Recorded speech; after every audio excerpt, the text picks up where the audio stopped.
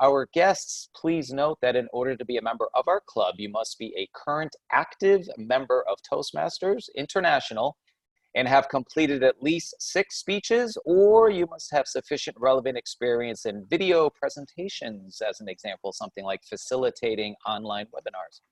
If you have not already done so, please change your panel to ensure it shows your name and role if you have one. Right-click and select Rename to do so.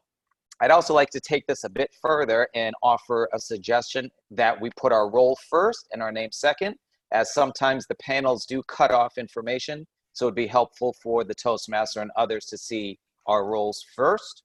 We have members and oftentimes guests from many countries throughout the world.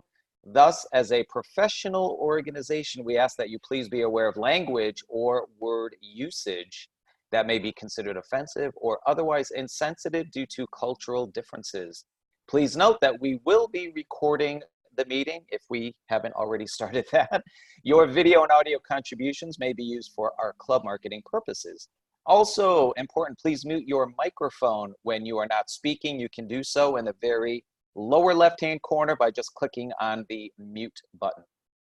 Today's theme is Happy New Year. Woohoo! Please welcome our presiding officer, and if I'm not mistaken, that would be our Vice President of Membership, Elaine Nieberding. Well, surprise, surprise. You never know who's going to show up to preside here. I'm happy to preside and happy to welcome our guests, and all the replay viewers. We're going to have a good time, as we always do here in Online Presenters. I now would just like to mention that our next meeting will be a week from now. I think it's January, is it 6th or 7th? Something like that. And we look forward to getting off to a great start in the new year with 2020 vision, of course. And right now, I'm just going to turn things back on over to Lou Brown, Toastmaster of the Day.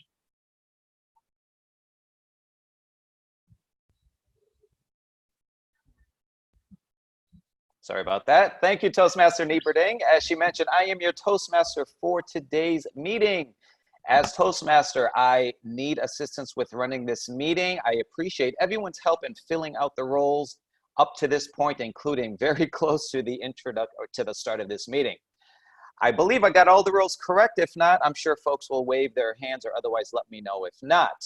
Beginning with our timer for this meeting, Distinguished Toastmaster Roger Fung, please give us a brief 30-second overview of your duties. Thank you, Mr. Toastmaster of the Day. I will be counting the time, and when you make the minimum time, you will see the green. Middle of the way, it will be yellow. You made the maximum time, it's red. You got 30 seconds to wrap things up. For our main speakers, the first and third speaker has 5, 6, and 7 minutes.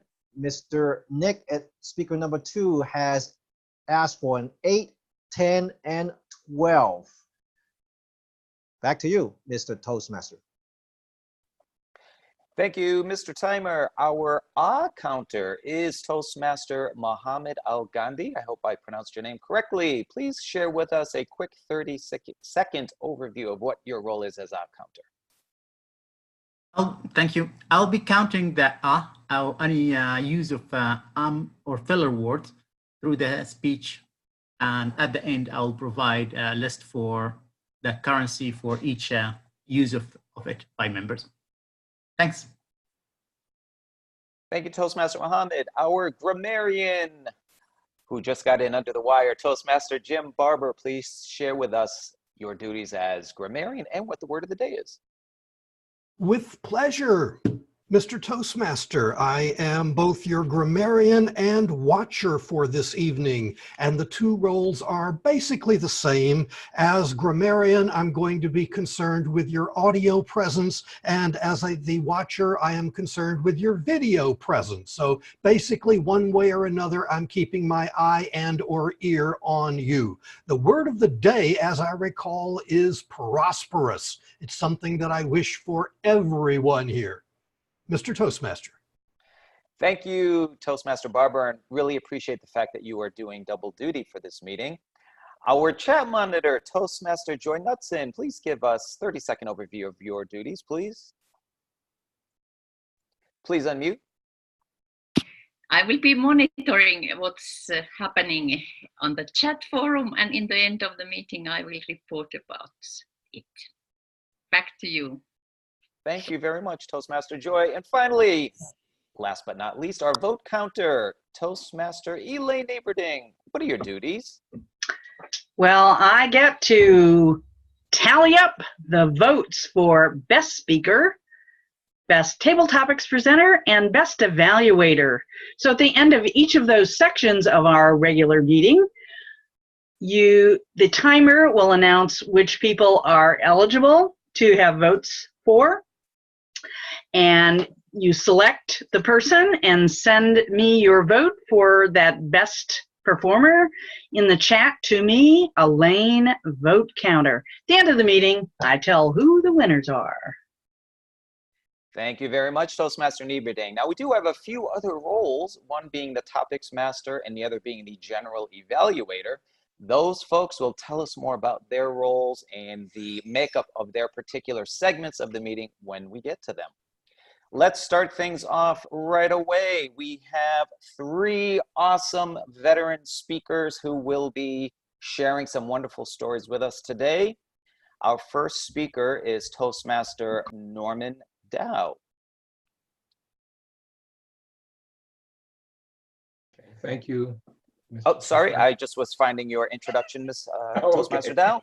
He will be speaking from the Persuasive Influence Level 2 Learning Your Style project, mentoring.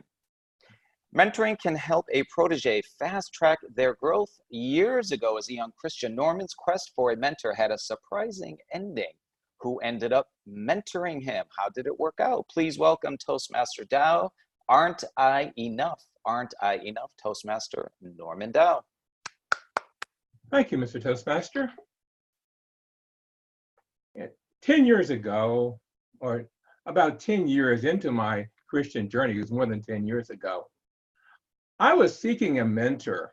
Many voices told me, look for a mentor, find someone that can help you and guide you to grow. I kept looking, and it was easier said than done. I needed to find a godly man who was older and wiser in the faith than I. Someone who was spiritual, not religious, not just going through the motions. But I also needed to find someone who was open to questions. You know, the questions that you're not supposed to ask, but I kept on asking. I found most guys were just religious. They went through the motions. Just do it. Don't ask questions. Don't ask, don't tell. You don't need to know. And that wasn't satisfying for me. I kept looking at this person perhaps, or that person perhaps, or this person perhaps, and it didn't work out. And all of a sudden, I had a supernatural encounter. Clearly, I heard, aren't I enough? God had spoken and said, aren't I enough? He didn't do like the 10 Commandments movie, Norman, Norman, aren't I enough? But I knew that I knew that I knew he had spoken. Well, yes, God, of course you're enough. What else was I going to say? But what does that look like? I recall the story back from the history of Israel where in the time of theocracy, you know, they had a theocracy where it was ruled by God as opposed to democracy ruled by people. And the people wanted to be like everybody else. They kept crying out, God, God, God, please give us a king like we can, like everybody else. They didn't get a king. Samuel the prophet was heartbroken that they wanted to leave God and go to a king. And God said, they have rejected me, not you. Well, of course, I didn't want to reject him. So aren't I enough? Yes, yes, yes, you're enough. But now what? And when I started looking at what it really meant for God to be my mentor, a few things came about. First of all, there was a new name. I knew people that would pray and say, God, Jehovah Rapha, you are my healer, Jehovah Jireh, God, my provider, or even El Shaddai, Lord God Almighty, but he became Jehovah Rebbe, God, my mentor. Well, there were two things that really became part of that walk. One was communication. I used to think that prayer was asking God for things, but I realized prayer was communication, asking and listening, asking and listening. But it was even more than that, because I had to make sure I kept the lines of communication open.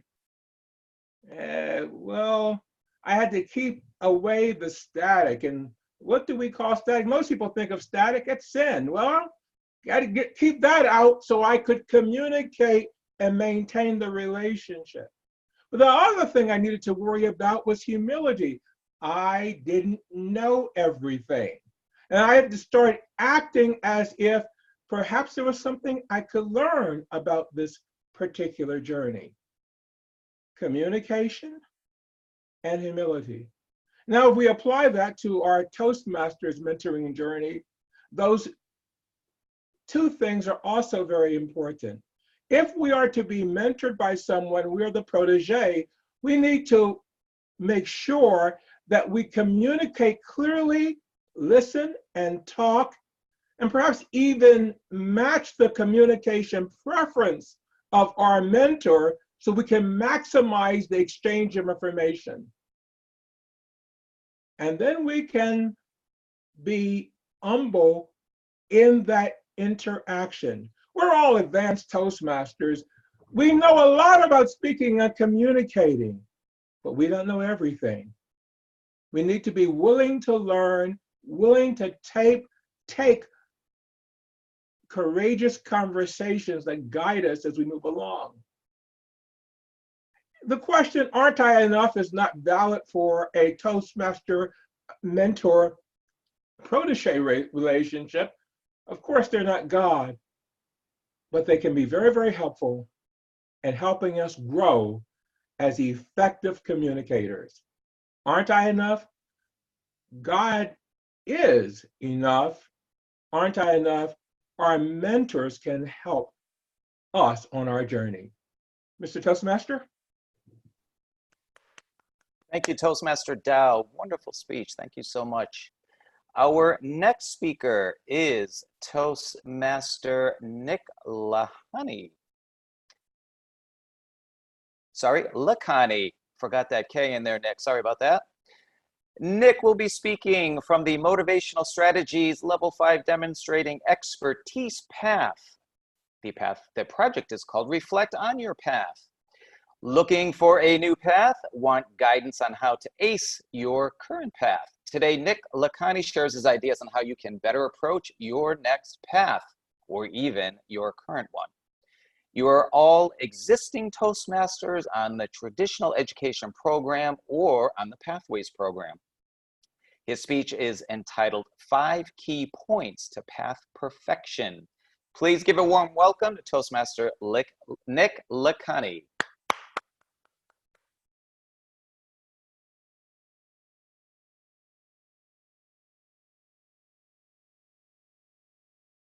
Thank you, Mr. Toastmaster. Thank you for inviting me to your meeting today. You'll find it best if you put your screen onto speaker view, and I promise I am going to show certain things on my screen here, but you won't really need to read very much. You'll see why in a minute. Now, today I'm going to talk about 5 key points for path perfection. It's not for my perfection of my own path, but for yours. Let's see further.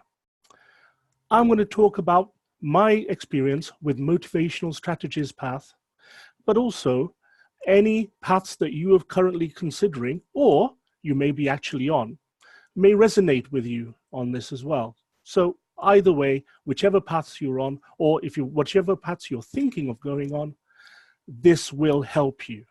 So open your eyes, pin back those lug holes, and get ready for the ride.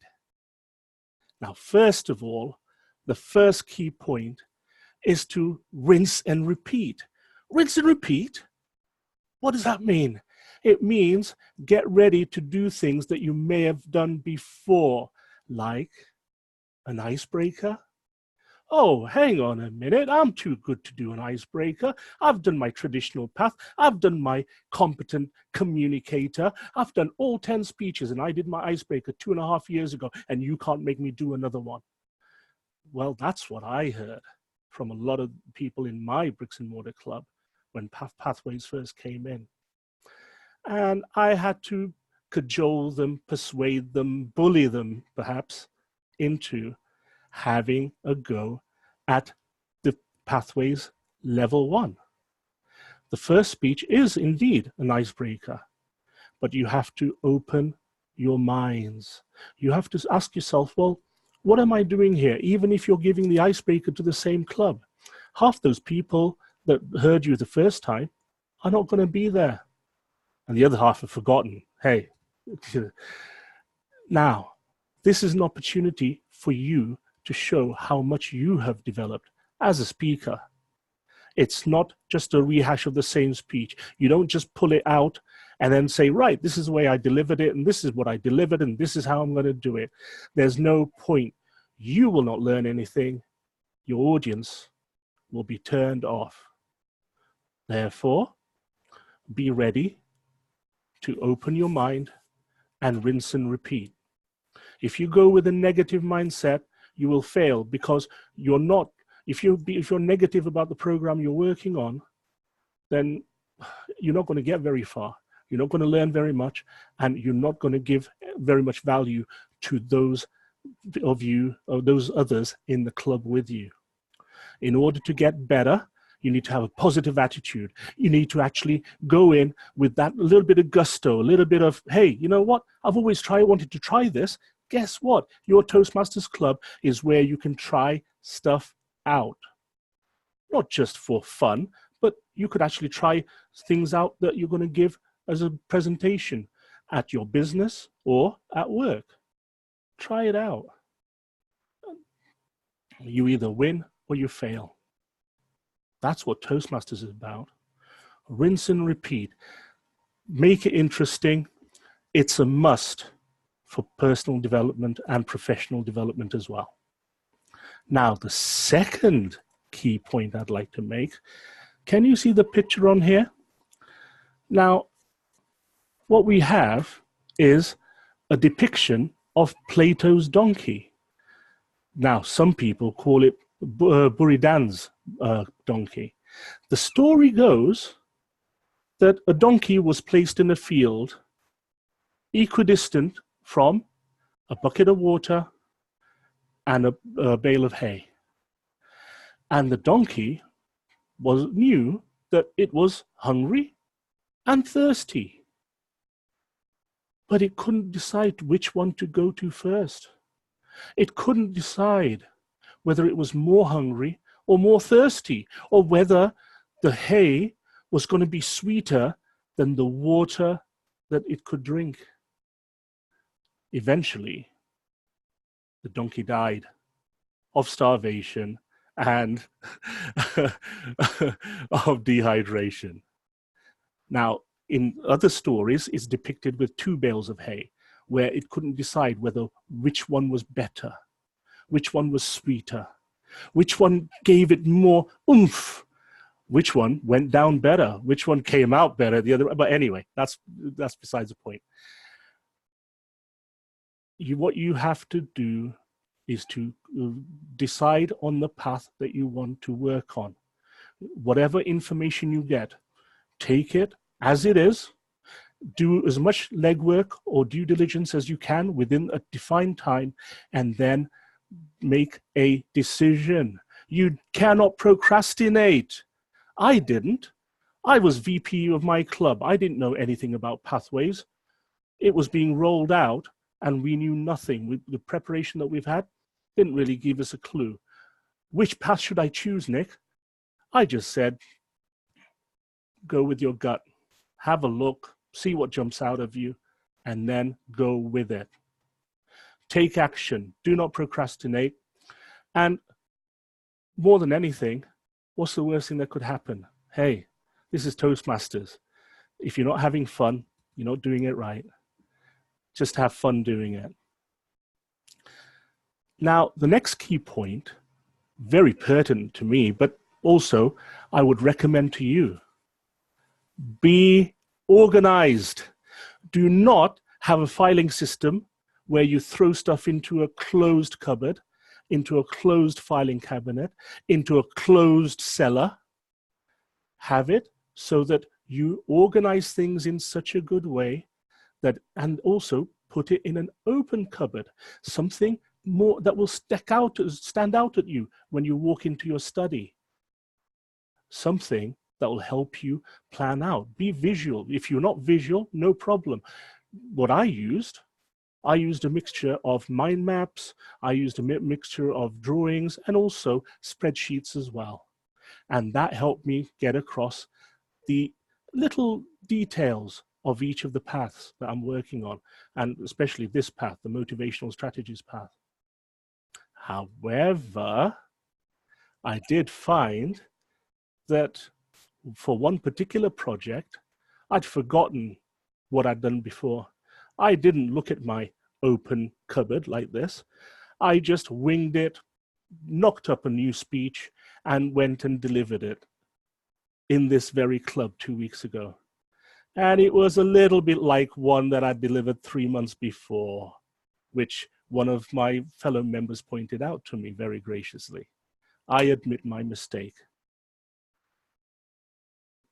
What did I do? I didn't give the same speech. It was a different project. I used the same event as an example. Therefore, technically, in my world, it wasn't actually a duplicate speech. However, when John Quick looks at this, he may decide to cut a few legs off me. I don't know. We'll see.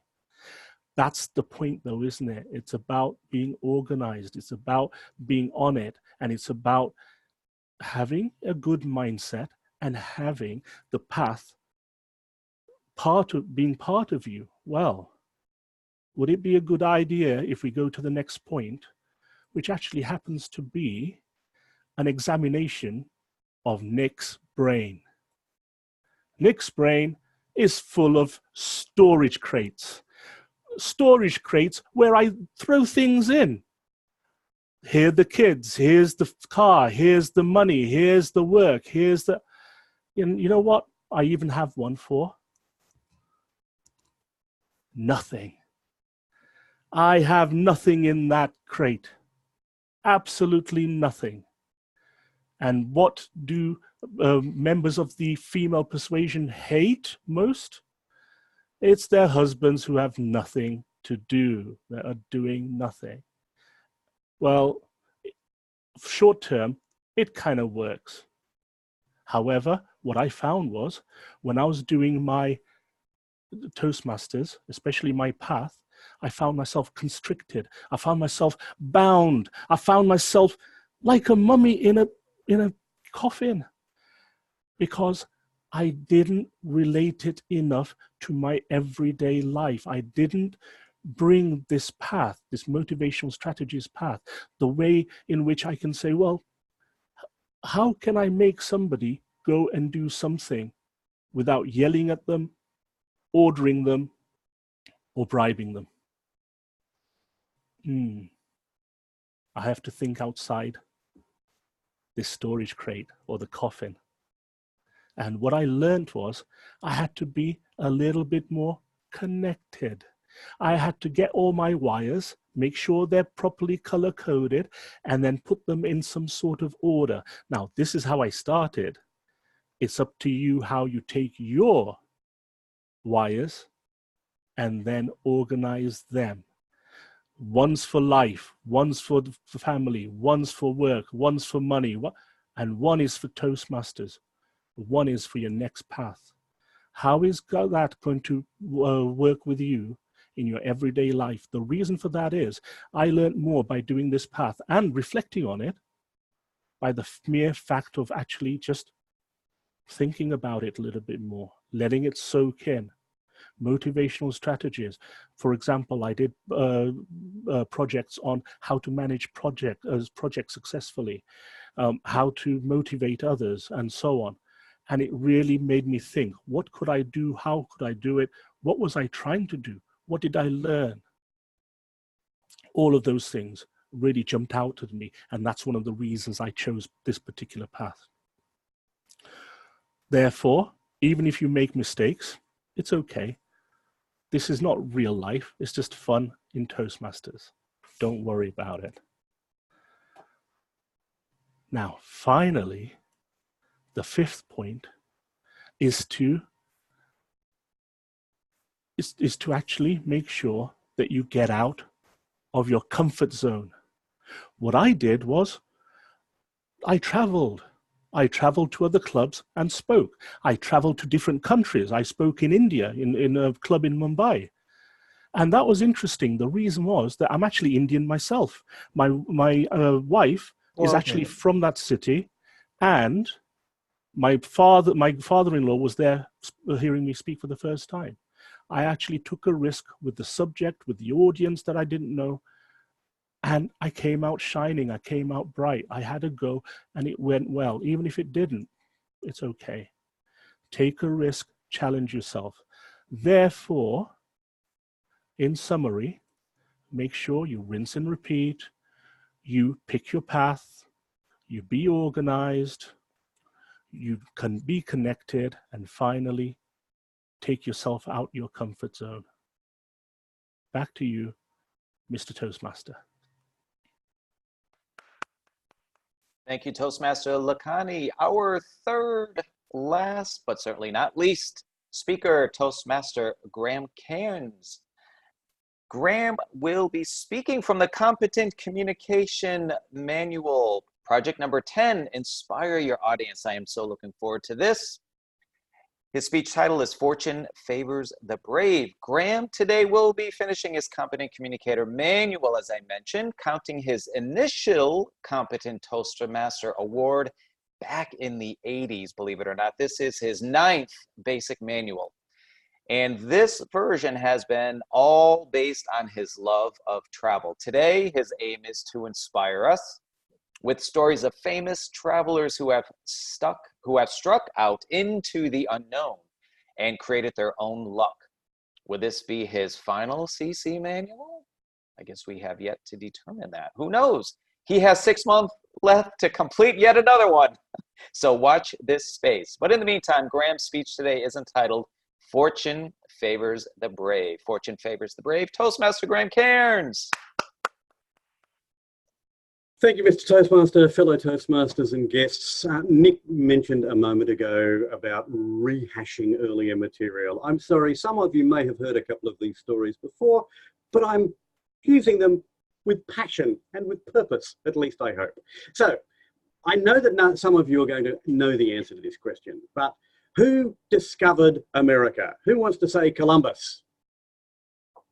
Good. Glad that none of you stuck your hands up. In fact, the first European settler to North America, at least after the land bridge closed, was Leif Erikson. You've all heard of Leif Erikson? You may not know that Leif was also known as Leif the Lucky. Now, the reason that Leif Erikson was known as Leif the Lucky was not that he was lucky in the sense that we use that term today, but rather he had been favoured by the gods with bravery, intelligence, leadership, all those sorts of things. But he used those talents that he was given and turned them into his own luck. Fortune favoured the bold or the brave in this case. Let's take a look at how Leif Erikson used that. Leif, for example, was at one stage sailing around with his group of sailors, and they went up to near the Hebrides in Scotland, and they got blown off course, and it could have been a disaster, but Leif was lucky in the sense that he had leadership, and he had guidance, and he had intelligence, and he had seamanship, and he managed to not only save his crew, but to bring them out of the darkness and send them back to Scandinavia, where the king, who heard tales of his daring do, said, "All right, Sunshine, you should come over and become a member of my court. I should tell you that we've become Christians here in this court, and so you will have to convert to Christianity." And he said, "Yep, okay, fair enough. I'll take on this new god rather than the old Norse gods." At which point the king said to him, "Goodo, well, your father, Eric the Red, has set up a group over at the rather inappropriately named Greenland." Now, Eric the Red actually named his new setup Greenland, even though there was no green in Greenland, because it was like the world's first marketing ploy. He wanted people to come to Greenland thinking it would be green. No, not much green there. But anyway, the idea was that Eric had set up this Norse kingdom in Greenland, and Leif was sent over to convert them to Christianity. Well, didn't quite happen that way, because once again, Leif and his crew got caught in a storm. But this time, instead of being blown to the Hebrides or Scotland, he actually got blown to this entirely new place, North America. And here's where luck once again comes into it, and that is turning good fortune into your own fortune. There had been other Vikings who had discovered the same land, but they hadn't actually gone ashore because they thought, no, that's not my job. My job was to sail around and then to go home. I'm not going to do this. Leif Erikson, on the other hand, said, "Oh, this looks really cool. Let's go and check this out." And they went to Baffin Island, they went to a few places, but they ended up at a place that they later called Vinland because of the vines that were growing there. And he set up the first European settlement in North America at Vinland. Now, it didn't last all that long because the Vikings were nothing if not an argumentative lot. And so after a few years, they got to fighting and brawling, and eventually, and of course the local peoples who were already there, having come across the land bridge, they weren't all that happy about the Vikings being there either. So anyway, Vinland sort of withered on the vine, as it were. And while there are still a few little remnants left there that you can go and see today, there's not much. The barrows, they're gone. So yeah. Leif then went home, took over the guardianship of his tribe from his father, lived another 30, 40 years or whatever, then disappears from history.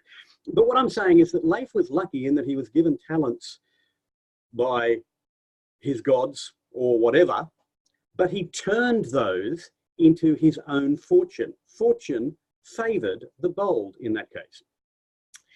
Let me give you, now, as I mentioned, that was Leif Erikson, who was the first to go to North America. We all know that Columbus thought that he had found his way to the east, to Asia, but in fact had got to North America instead. The first person to actually make it to Asia by sailing west instead of sailing east was Magellan, right? Well, actually, no, it wasn't Magellan. It was because Magellan died about halfway through that journey. He died in the Philippines. In fact, the first Europeans to make it all the way around the world were Magellan's crew. But that's the Europeans getting back to Europe. They weren't the first people to circumnavigate the world. The first person to circumnavigate the world was almost certainly a slave boy on board Magellan's ship. His name was Enrique, or at least that was the name given to him by Magellan. He was from Sumatra, what today would be called Indonesia, the Malacca Islands. And he had been taken as a slave and brought to Europe.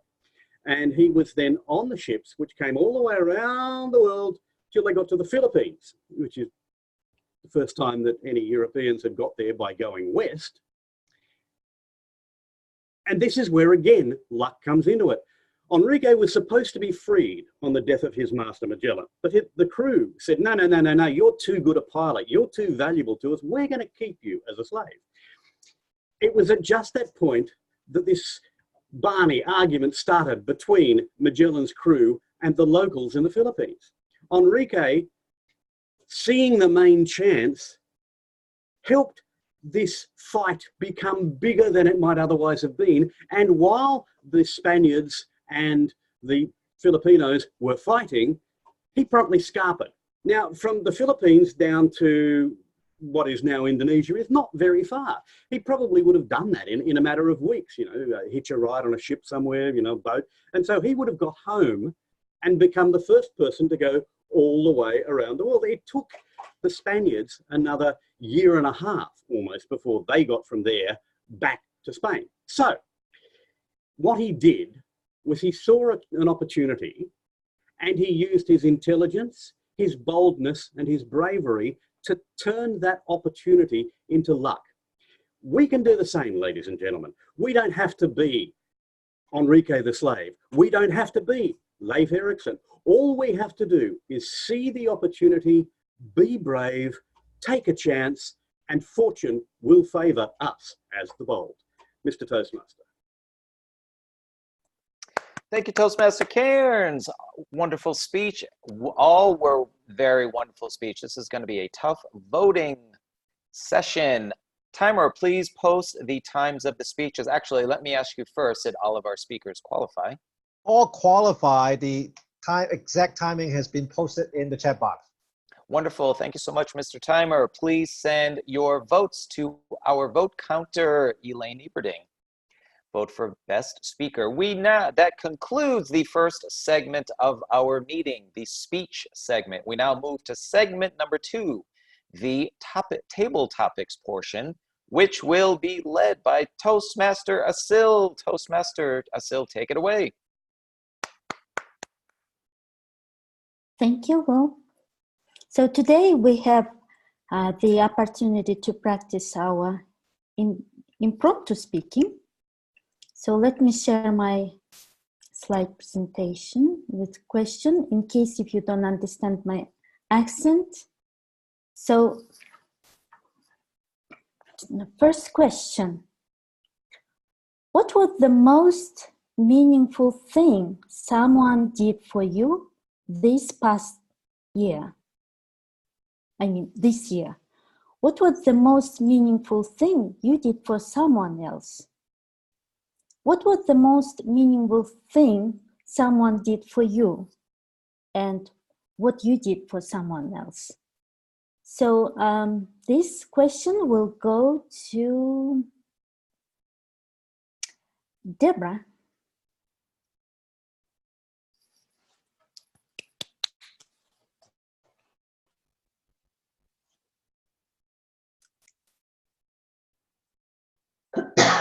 Excuse me. I was thinking about this the other day.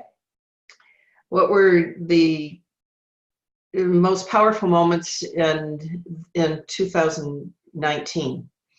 And there were many of them for me that were given to me, so many wonderful gifts since I moved to West Michigan and the people I've met. But I don't know if there's any one in particular that was the best, because I've met so many wonderful people and I've done so many fun things, plus, meeting new people and meeting friends of theirs, plus still connected back to mid-Michigan. And at times I get crazy thinking about, okay, where was I and who knows who? Because after a while, everything just blends together. But what I did do was refinance my home. And that alone was powerful because it was just seamless on my end, not on the bank's end, but it was just seamless and wonderful. And on top of it, every person that's come into my life, and although I'm a little bit more distant from a few, the ones that I have in my life right now are just so fabulous. So I guess that's it in a nutshell. Back to you, Sil. Thank you, Deborah. So my next question.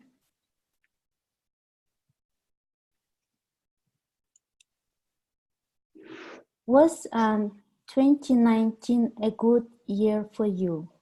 What were some of your highlights? This question will go to our guest, Emily Thompson.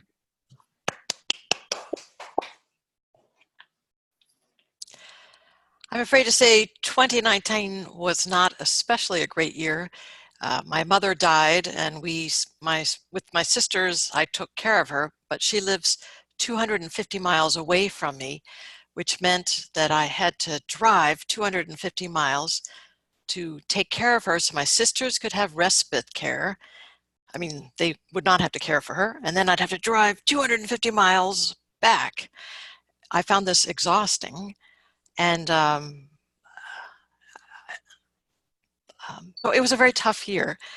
And I am happy we were able to provide good quality care to my mother, and she had 89 great years and 1 year that was just not that great. But still, it is a worthwhile thing to participate in this. We did also have our very best family vacation ever. We took the entire family to New Zealand, and we were dropping my daughter off because she was attending University of Auckland for a semester abroad, and we decided to crash on her vacation. And I have traveled a little bit, and this was just the best place ever. It was sunny every day. We got a lot of hiking in. We went to Hobbiton. We went swimming in just beautiful blue waters. I couldn't believe it. We went back there twice because we liked it so much. So it was like many years, I suppose, it was the best of times and it was the worst of times. So in conclusion, I'd like to say, although it was a tough year and we saw my mother out to the end of her life, we also had our best family vacation ever. Thank you. Sorry to hear that. Let me share my next question.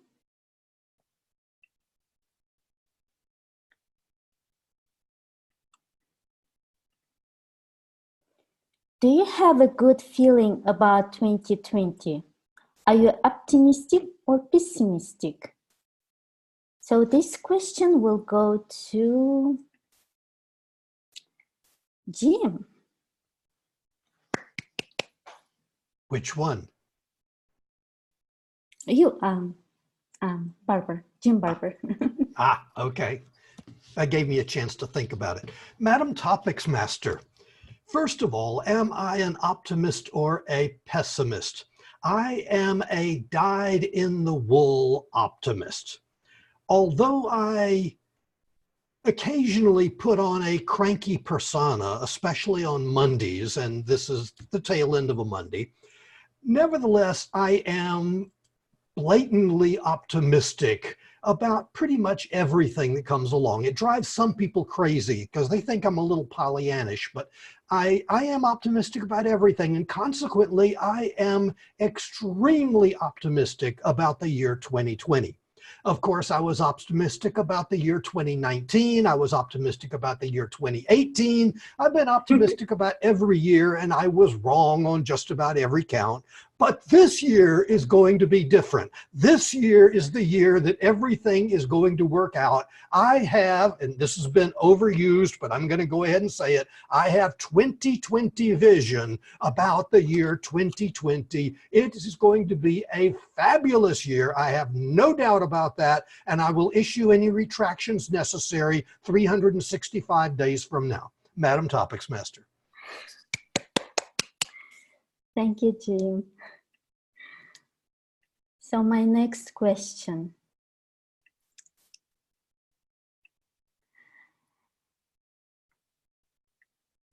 Given all your experiences, insights, and lessons learned from this year, what's the best advice you could give yourself for next year? So this question will go to Jimmy.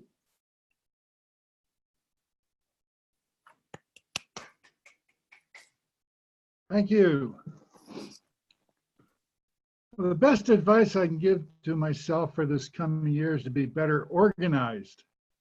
I want to be more prosperous in my adventures this year in Toastmasters.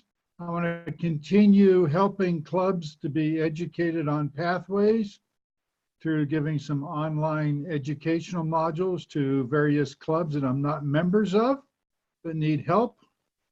which I usually contact through Facebook, through comments on Facebook pages, and see if they would like some educational sessions.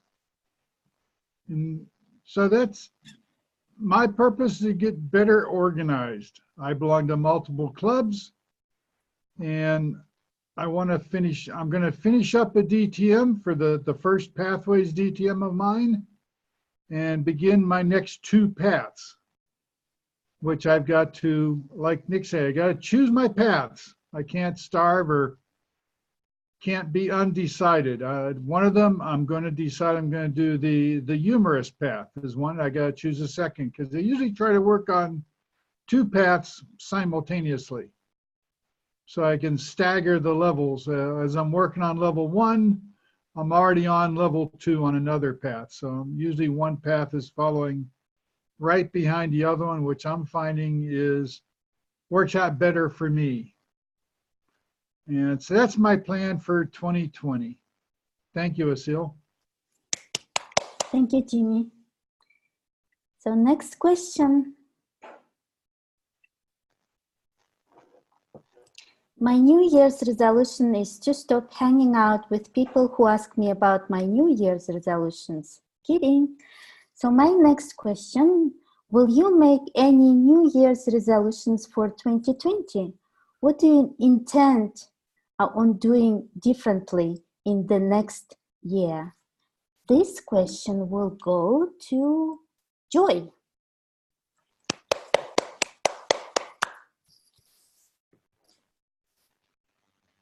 I have had the same resolution now a couple of years that I would write a book. That has actually been my dream since I was 10 years old. But then I have been gathering life experience, and I keep on gathering life experience. And it has to stop at some point of time so that I put something on paper. And I have been writing blog postings that I can use as a basis for a book. But one thing I'm going to do differently this year is that I'm not just going to cook with this idea in my head, but I'm going to use all of you to put pressure on me so that when I come here every Monday, I am reminded somehow that this is my vision. And actually my next speech assignment is on the visionary path, and it's creating a vision and presenting it to you. And this will be about this book project. That it will be my vision. I don't think I will do anything else differently. I will keep on experiencing a lot and traveling a lot. The only difference is that I will become better at finding time to write down what's going on. And I hope I have reached my time. Back to you, Table Topics Master. Thank you, Joy. I started reading your blog, very interesting, Among Friends, the name of her blogs. So do I have more time for one question or timer? Roger, Mr. Roger? I think you can do one more. Okay, thank you. So next question. Do you associate any special foods with the end of the year? What are they? So this question will go to David.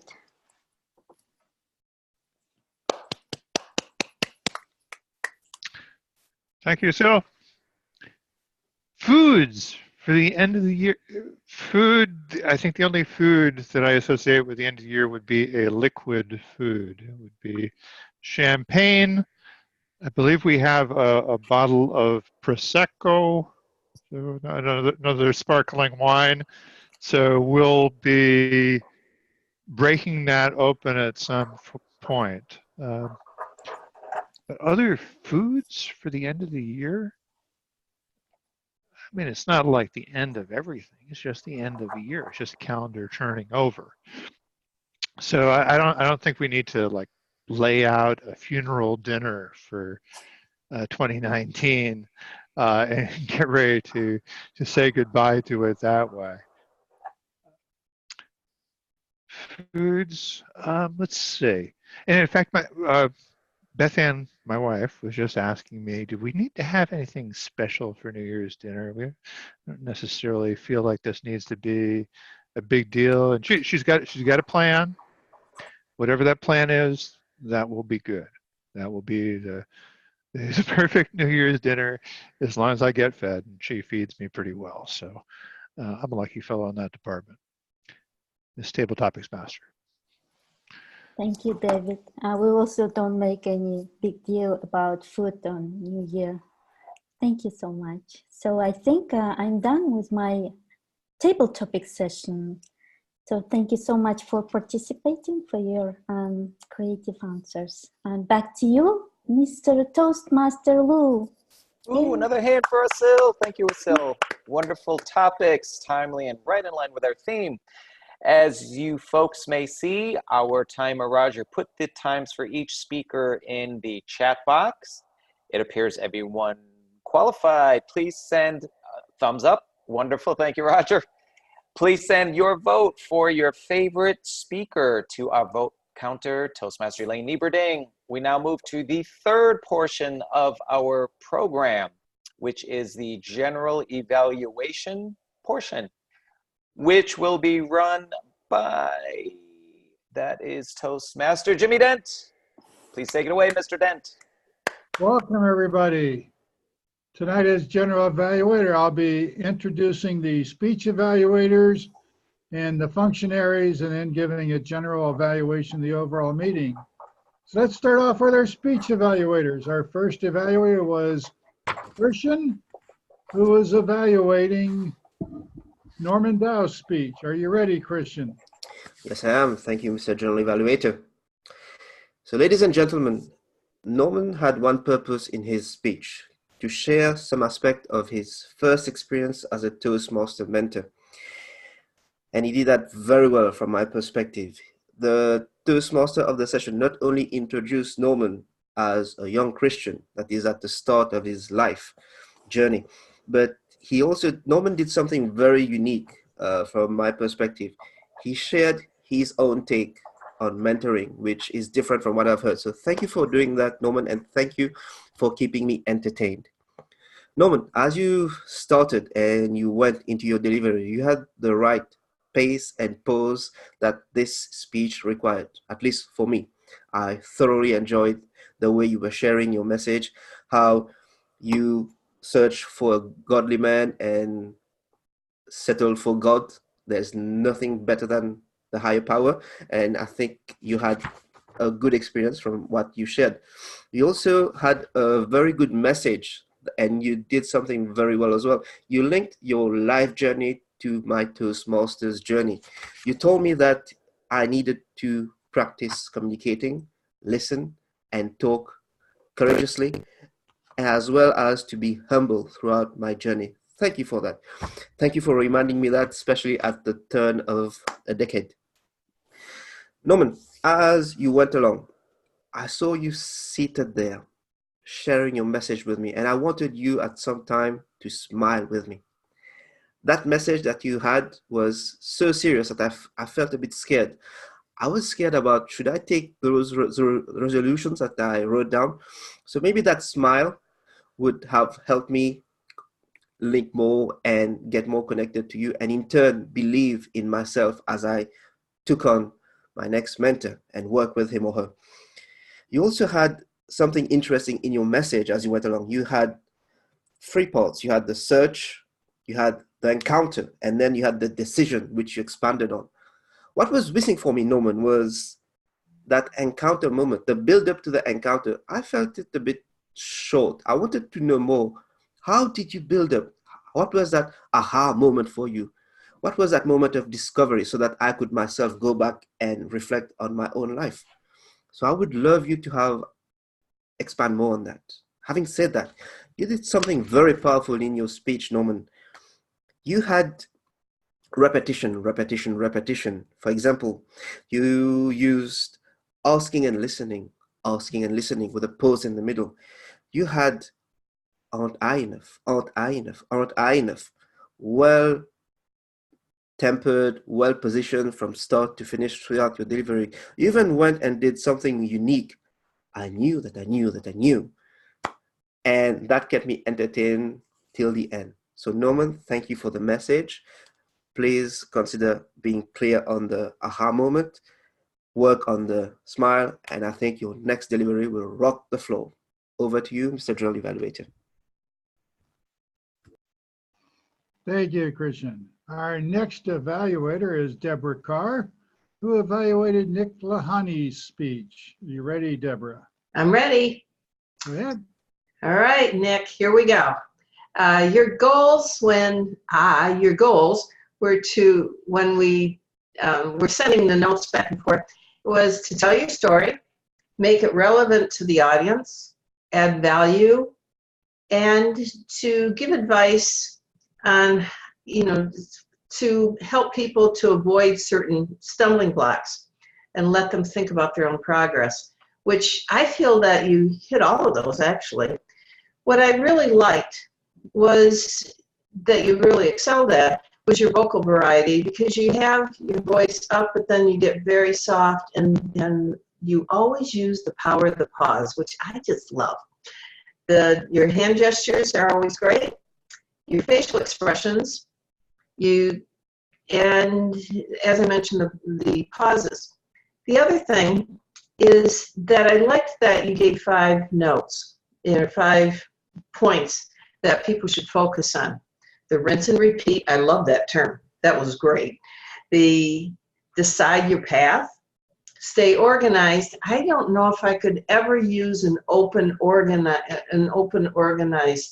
area, because that wouldn't be me, but because I'm glad I pack everything in the closet. The other thing is to stay connected, be connected, and then to really encouraged everyone to step out of their comfort zone and to try new clubs and things like that.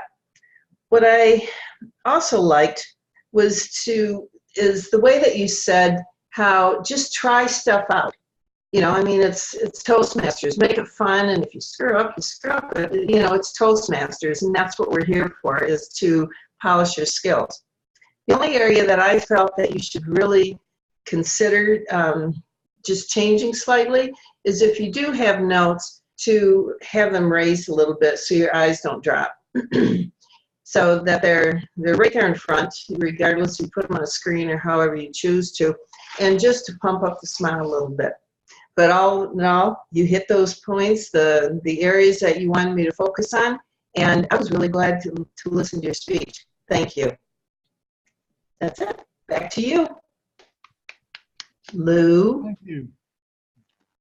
Our next evaluator is David Carr, who evaluated Graham Karen's speech. Are you ready, right. Dave? I am. Thank you, General Evaluator Jimmy. It's a pleasure to evaluate Graham, especially when he's in such fine form.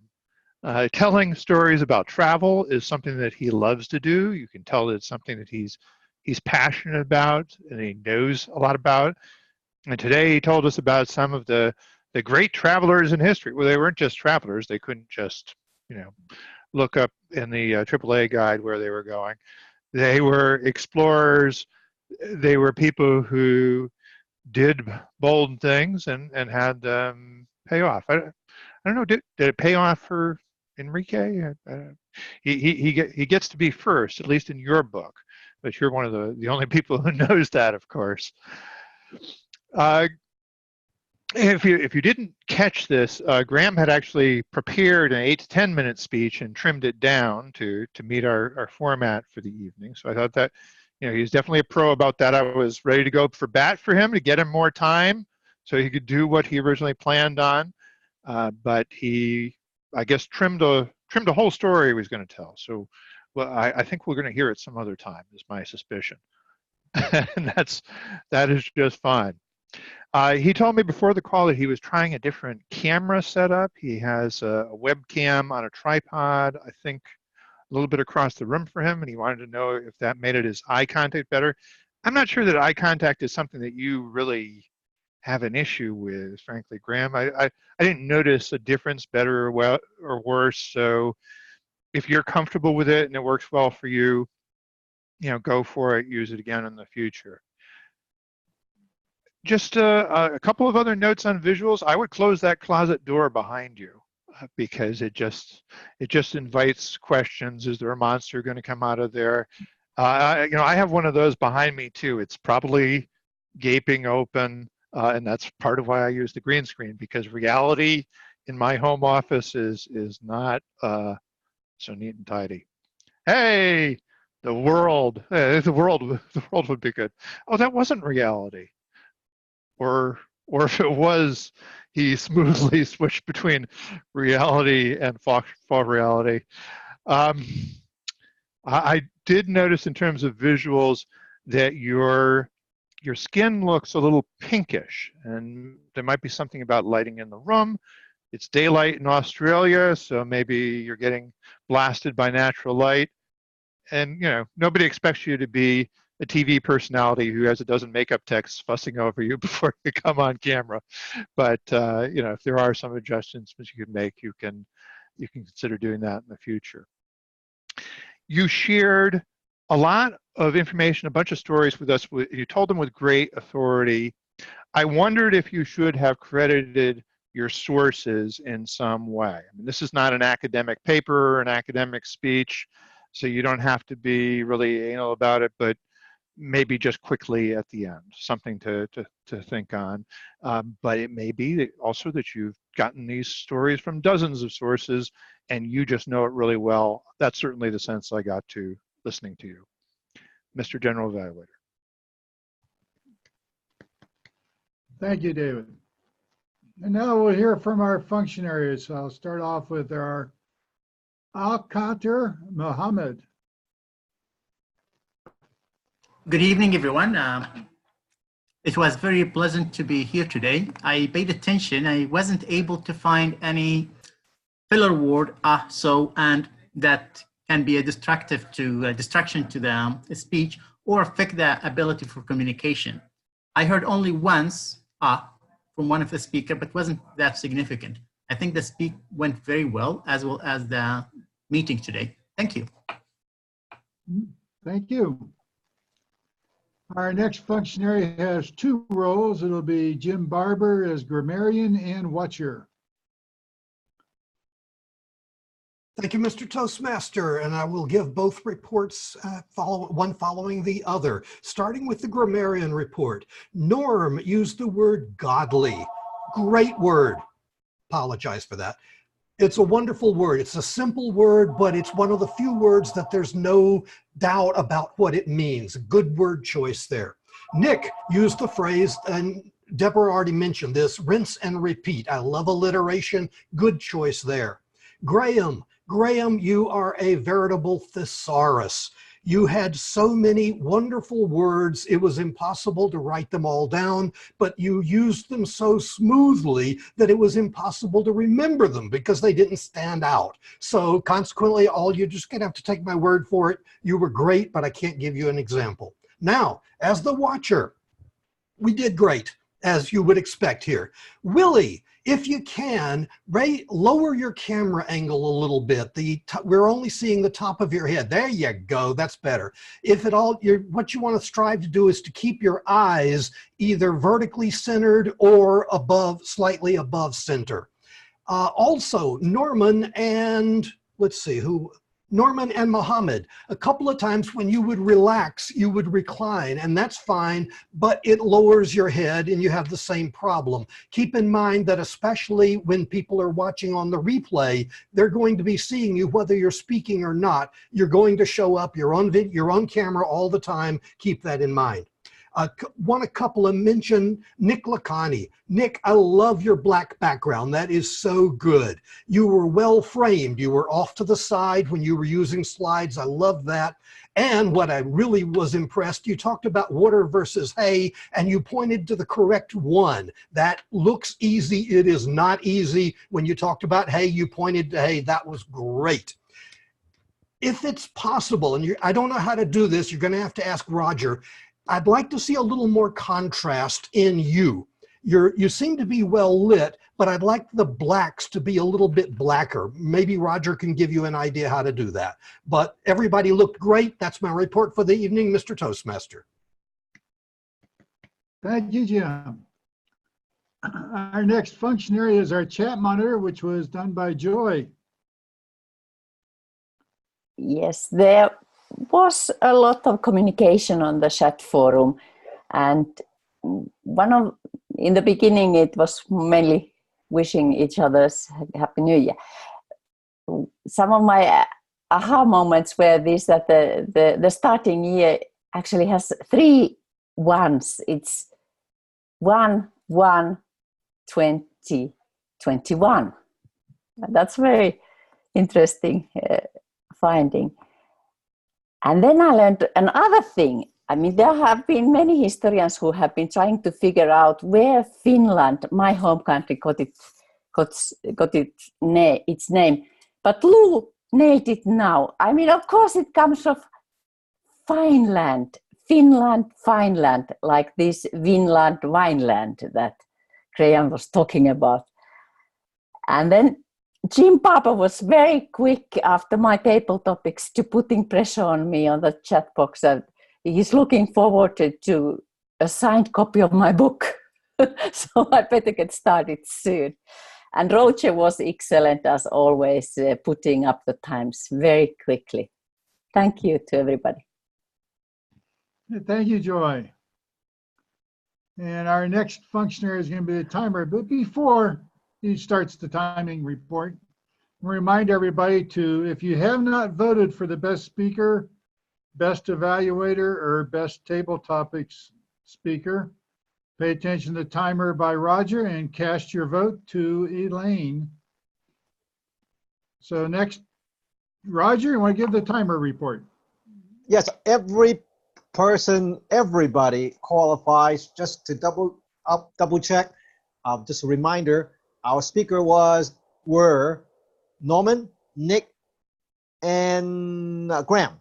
Our table topic speakers were Deborah, Emily, Jim Barber, Jim Dent, Joy, and David. Our 3 evaluators were Christian, Deborah, and David. Cast your vote if you have not done so. Back to you, Mr. General Evaluator. Great, thank you. And I'll give a general evaluation of the overall meeting. I thought it was a great meeting. We had a good turnout. We started on time. We've got 2 guests today, Emily and Mohammed. And it was great. We had some great speeches, good table topics. I liked the method of table topics with using PowerPoint for images. That was creative. I like that when it's done, rather than just asking verbal questions. Nice job. And the evaluators, I think, all did a great job in evaluating. They were constructive evaluations. And so now I'll turn the meeting back over to our Toastmaster, which is Lou. Thank you very much, Mr. General Evaluator. There may be a few more moments if folks would like to get their votes into Elaine. Otherwise, well, you know what? Since Elaine is our presiding officer, you can double as the officer who will take over and then show us or tell us who won. Over to you. Am I unmuted? Yes, I'm unmuted. I am happy to announce our best speaker of the day is Norman Dow. Congratulations, Norman. I'm happy to announce that the best table topics presenter for the day is the inimitable Jim Barber. Congratulations, Jim. And last but not least, our best evaluator for the day award goes to Christian. Congratulations, Christian. This has been a fascinating meeting, gathering together with good spirit to end 2019 and look forward to a great 2020 with, as Jim Barber said, with positivity, with optimism. Why not? And I'd also like to take this opportunity to get you excited about something coming up in February. In February, we have a guest speaker, Akeem Nowak. This is a mentor of mine, an executive coach, and well-known authority on speaking and presentation, and runs masterminds. He is the author of Power Speaking, Infectious, which is all about influence and connection. And his most recent book is called The Moment, a practical guide for creating a mindful life in a distracted world. And what he's going to be with us to explore is this topic, which he's written a blog about. When you pitch an idea, gesture, please. We're going to be exploring gesturing a little bit more deeply. And so this is an especially valuable gathering for all Toastmasters. So I'm going to be inviting you, especially by the time we get to mid-January, to start inviting other folks, because this is going to be a great meeting. And one way to prepare is actually to visit and read this blog in advance, because it will probe you to think about gesturing in even new ways than you may have thought about before. So I'm very excited that I've been able to get Akeem to agree to spend some time with us on February 24th. That was a long promo, but hey, you know, why not? I have the floor. Did you send information out to the whole group? I know you were circulating it with the officers. Yeah, I at the beginning of the year seems like a good idea. Since I was here tonight, I thought I might as well give it its first pitch. Okay. Also, that would be recorded, so well why not? With that, if anyone else has an announcement to make, please do it now. And then I'd like to ask each of our guests for some comments on their experience tonight. Any announcements to make? If not, then I'd like to go to Emily. Emily, tell us about your experience as a visitor, a second-time visitor tonight. Thank you. I enjoyed it very much. It's wonderful to see all the advanced methods used to get your message across. I have a hard time sitting down and not wiggling. I don't know how the rest of you are holding still. Your backgrounds are wonderful, and it's so interesting to see your faces and how you're trying to register interest. I see hand motions have to be higher. I was learning a lot. So thank you for letting me to visit a second time, and have a prosperous new year, everyone. Thank you so much, Emily. And I see we have Willie Lowe here with us, popping in tonight again as a guest. Of course, it's morning in his neck of the world in Singapore. Willie, tell us about what you gained from being with us today. Thank you, Elaine. I will say that this is a wonderful meeting. Although I just woke up for my part of my work, usually just untidy, but I believe it's a very great meeting. I learned a lot from the speaker and the evaluator.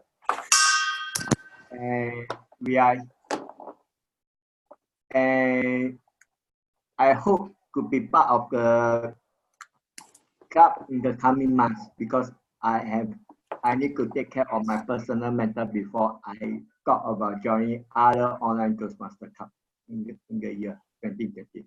So Elaine will talk about that offline. Thank you. Yeah, Willie, we're glad to hear of your interest in joining us at some point. Good luck with the continuing evolution and growth of your own club. And Mohammed, I can't remember if you were a member before, you're just a guest again, thinking about coming back, but how was it tonight for you? Thank you very much. It was very Good meeting. I did enjoy it. A lot of things I have learned today. Have been a member in this club since July. I was September, October, November. I had to move from one town to another place and getting all the move with the 4 kids, getting the school and registration, new work, new job, a lot of activities. It took forever to settle down. Well, we're very glad to see you back and active.